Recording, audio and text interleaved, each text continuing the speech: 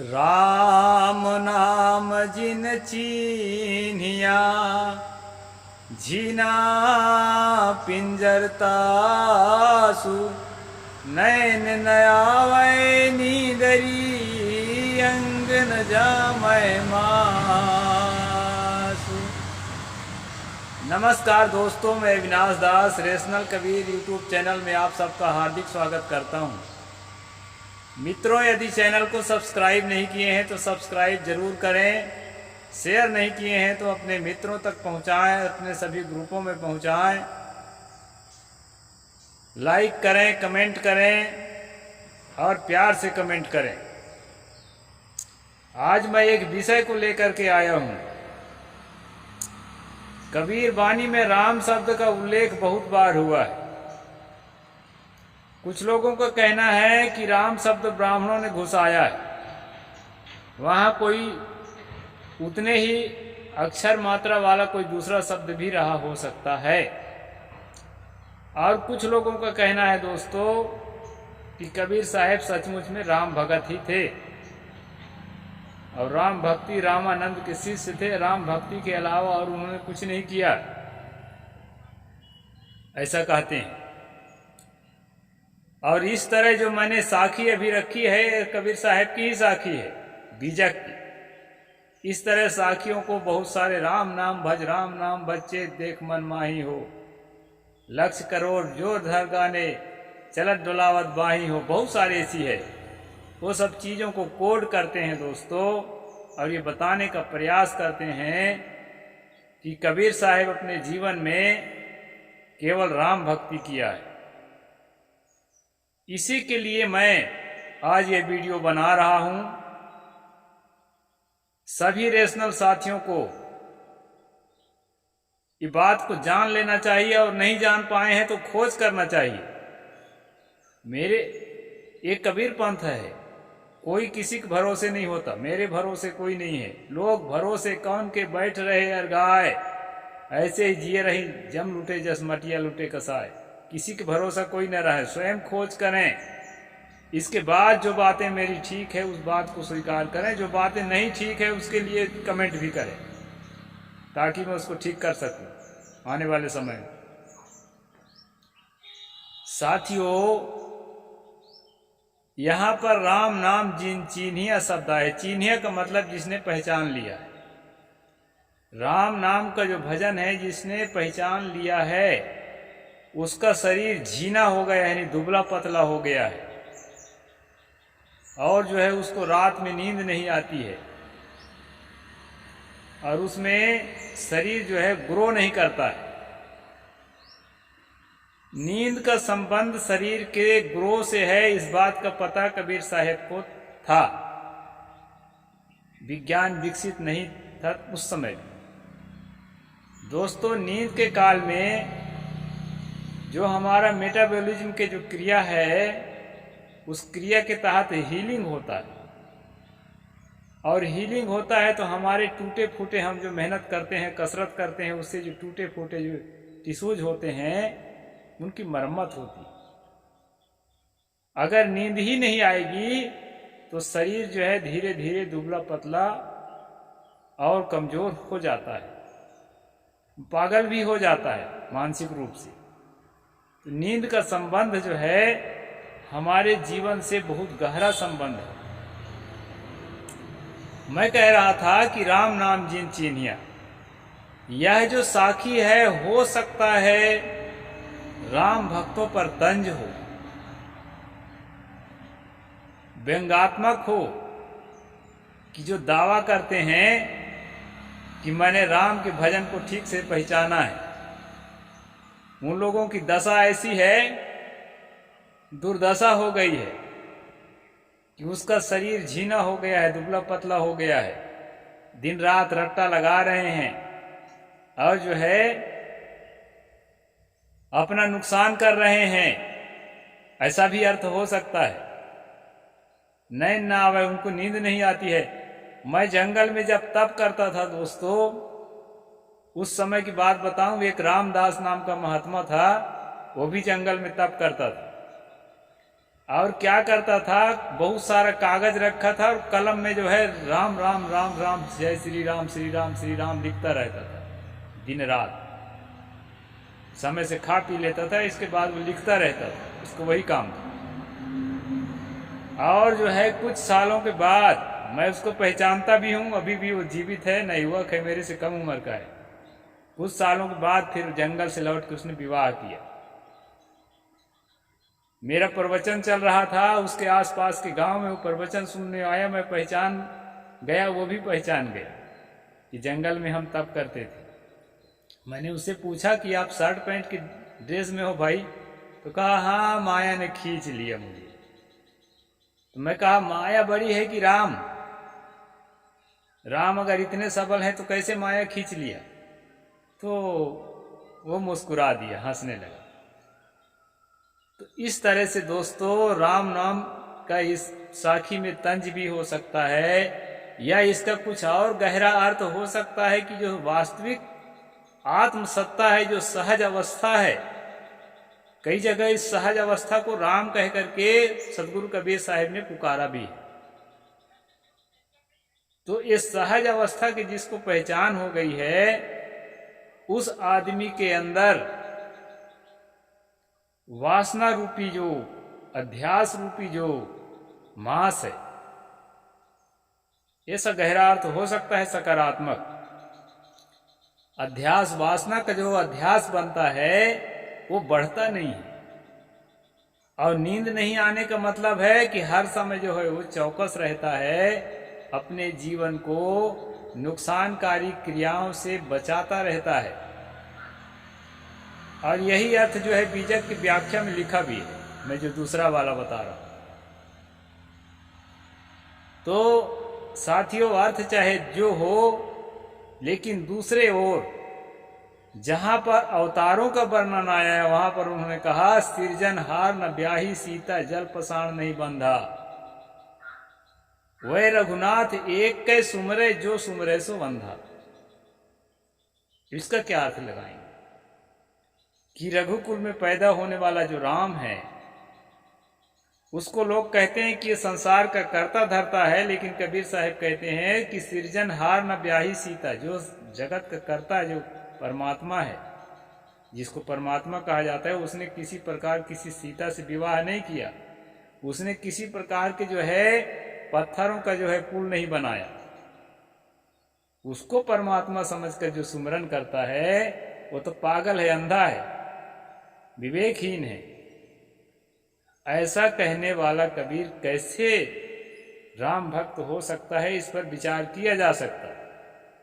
दूसरी बात, श्री राम की जो कहानी पढ़ते हैं, चाहे वाल्मीकि को पढ़ें चाहे तुलसी को पढ़ें, आपको मिलेगा कि वो जंगल में घूम घूम के पशुओं को, पक्षियों को मार मार गिरा रहे हैं। और सतगुरु कबीर साहब कहते हैं, जीव मत मारो बाबुरा, सबका एक है प्राण, हत्या कभू न छूटी है जो कोटिन सुनो कुरान। और कहते हैं कि घाव काहि पर घालो, जित देखो तित प्राण हमारा। मेरे प्राणों के समान प्रिय है, मैं जिधर देखता हूं, जिस प्राणी को देखता हूं, मुझको अपना प्राण दिखाई पड़ता है। किसे चोट पहुंचाऊं? इतना करुणा के सागर सदगुरु कबीर साहेब भला एक शिकारी की भक्ति करेंगे?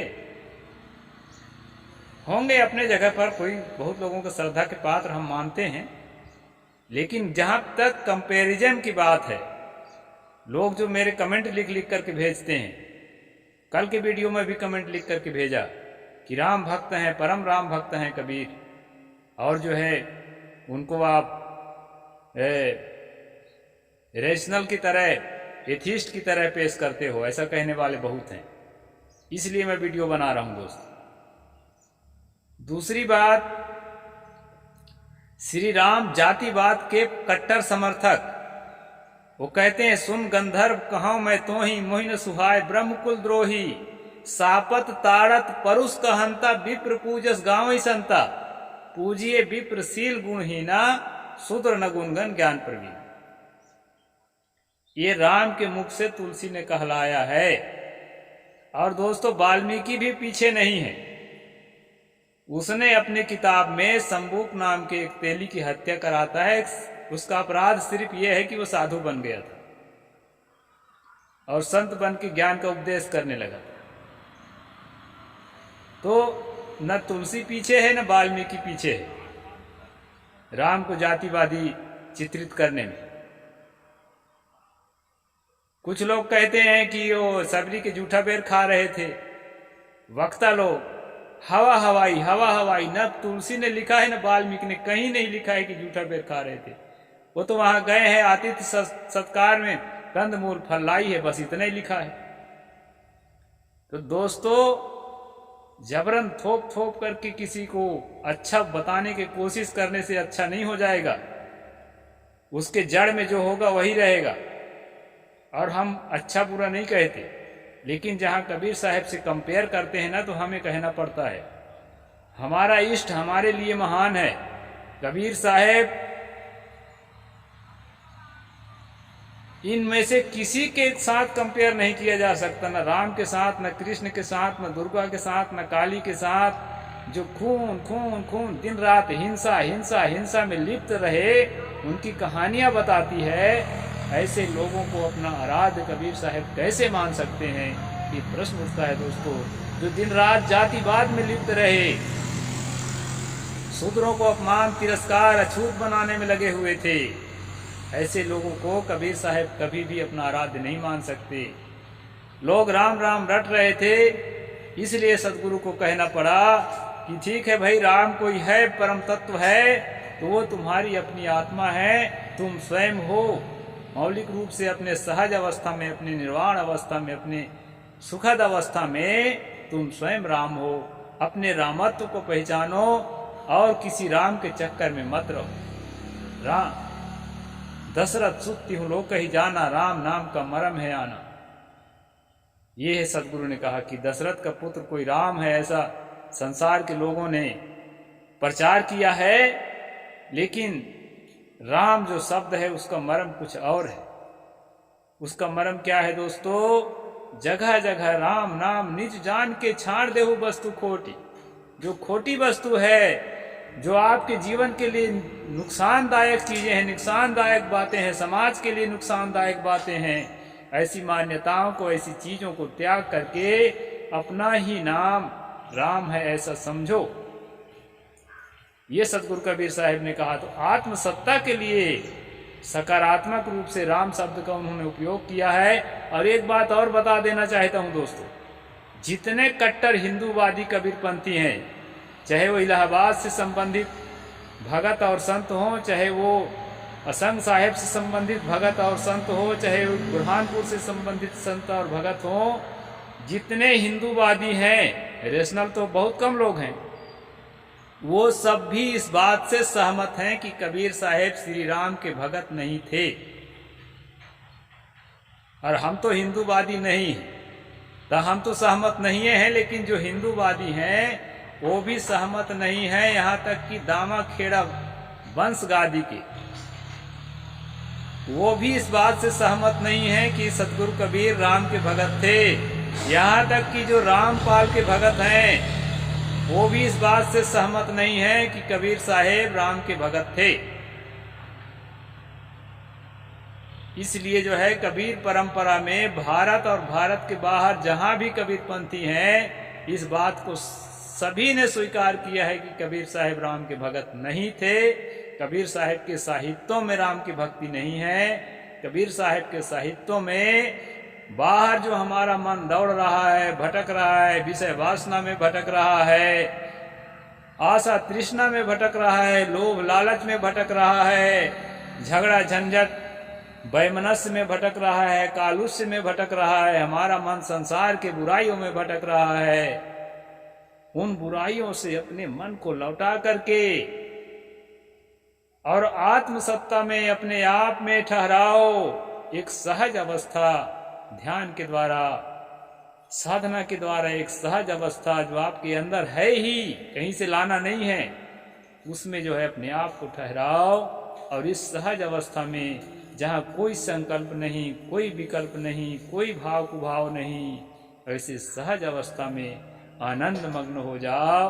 और इसी को राम भक्ति या इसी को राम शब्द उनको कहना पड़ा, क्योंकि राम भक्ति गूंज चुकी थी उनके काल में, लोग रमरमा रहे थे, इसलिए राम शब्द को उन्होंने इस अर्थ में लिया है। और ये मत मेरा अकेले का नहीं है, कबीर पंथ के जितनी शाखाएं हैं सबको इस बात को मानते हैं कि कबीर साहिब ने कभी भी किसी राम की उपासना नहीं की, कबीर साहिब ने कभी भी किसी मांसाहार का समर्थन नहीं किया, कबीर साहिब ने कभी किसी जातिवाद का समर्थन नहीं किया। कबीर साहिब ने जो स्त्रियों के साथ डिस्क्रिमिनेशन हो रहा था, आप वाल्मीकि रामायण में पढ़ेंगे सीता के साथ जो राम ने डिस्क्रिमिनेशन किया है, इस तरह से काम करने वालों को कबीर साहिब ने कभी भी अपना आराध्य स्वीकार नहीं किया।